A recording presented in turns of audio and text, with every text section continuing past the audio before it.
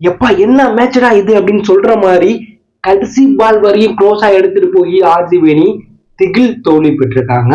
இந்த மேட்ச்ல ஆர்ஜிபி அணி அம்பேர் பண்ண சொதப்பலால தான் தோத்தாங்களா, கேகேஆர் அணி ஆர்ஜிபியை ஏமாத்தி ஜெயிச்சாங்களா, இந்த போட்டில எப்படி கேகேஆர் கடைசி ஒரு பால்ல ஜெயிச்சாங்க, இந்த போட்டில என்னென்ன சம்பவங்கள் நடந்துச்சு அப்படின்னு தான் பார்க்க போறோம். இந்த மேட்ச்ல டாஸை வெற்றி பெற்ற ஃபாஃப் டு பிளெசி பந்து வீச்ச தேர்வு செய்ய முதல்ல பேட்டிங் ஆடிய கேகேஆர் தொடக்கம் அதிரடியா இருந்துச்சு. டீம் ஸ்டார்ட் நிறைய தொடக்கத்திலிருந்து அதிரடியா விளையாண்டாலும் 4வது ஓவர்ல 2வது பால்ல 56 ரன் அடிச்சிருக்கும் போது அதிரடியா விளையாண்டு சம்பவம் பண்ண பிலிம் ஷாட் வெறும் 14 பாலுக்கு 48 ரன் 3 6 7 பவுண்டரி அடிச்சிருக்கும் போது சிராஜ் போட்ட பால்ல படுதரட்டை கேட்ச் கொடுத்துட்டு வெளில போயிட்டாரு. அடுத்த விக்கெட்டர் நரேன் 5 பாலுக்கு 10 ரன் அடிச்சிருக்கும் போது யாஸ்தேல் போட்ட பால்ல விராட் கோலி கேட்ச் கொடுத்துட்டு நரேனை சிரிக்க வச்ச விராட் கோலி மீம் வைரல் ஆயிட்டு இருக்கு.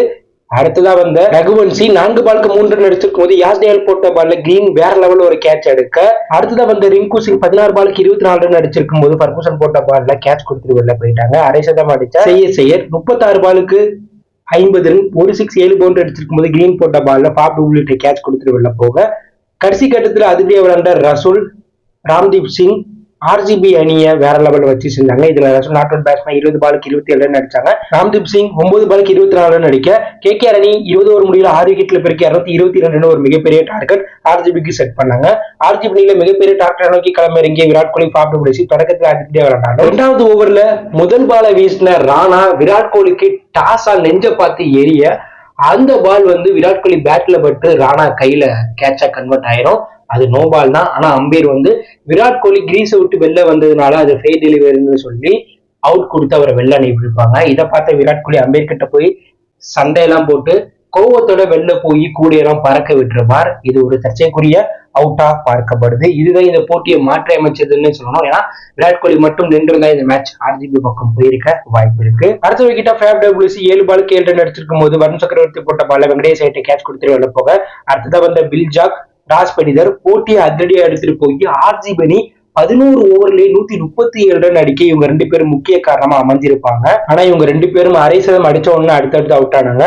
பில் ஜாக் 32 பாலுக்கு 55 ரன் அடிச்சிருக்கும் போது ரசூல் போட்ட பால்ல கேட்ச் கொடுத்துட்டு வெளில போக, அதே ஓவர்ல ராஜ் பண்டிதர் 23 பாலுக்கு 52 ரன் அடிச்சிருக்கும் போது ரசூல் போட்ட பால ராணாட்ட கேட்ச் கொடுத்துட்டு வெளில போக, பெரிதும் எதிர்பார்க்கப்பட்ட கிரீன் 4 பாலுக்கு 6 ரன்ல அவுட் ஆயிட்டு வெளில போக, கடைசி கட்டத்துக்கு உள்ள வந்த லாம்ப்ரோ 3 பாலுக்கு 4 ரன் அடிச்சிருக்கும் போது அவுட் ஆக, பிரம்பு சுப்ரன் முக்கியமான நேரத்துல 18 பாலுக்கு 24 ரன் அடிச்சிருந்தாங்க. 18வது ஓவர்ல அவுட் ஆயிருப்பார்.